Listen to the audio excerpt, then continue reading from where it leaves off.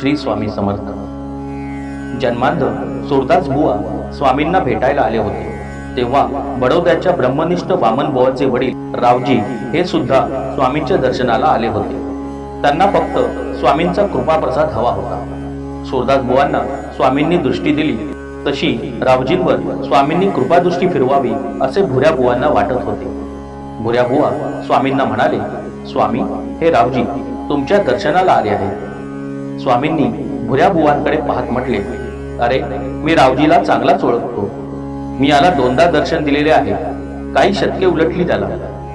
काही जन्मापूर्वी हा रावजी तेव्हा काशी क्षेत्री राहत होता।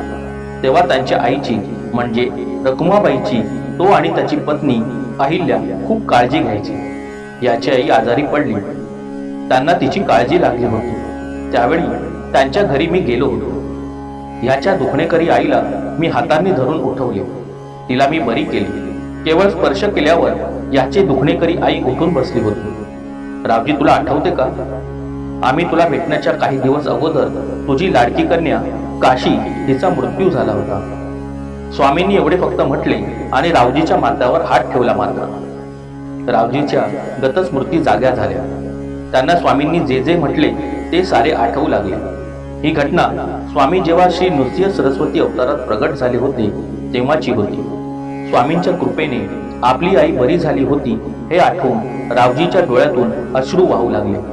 तो स्वामींच्या चरणावर अक्षरशः कोसळला। त्याने स्वामींचे चरण घट्ट पकडले व तो म्हणू लागला, भगवंता, केवढे रे माझे भाग्य, दोनदा तुम्ही मला सगुण साकार होऊन दर्शन दिले। स्वामींनी रावजीला जवळ घेतले तेव्हा रावजीला अत्यानंद झाला। प्रत्यक्ष भगवंताने त्याला जवळ बसवले होते। श्री स्वामी समर्थ।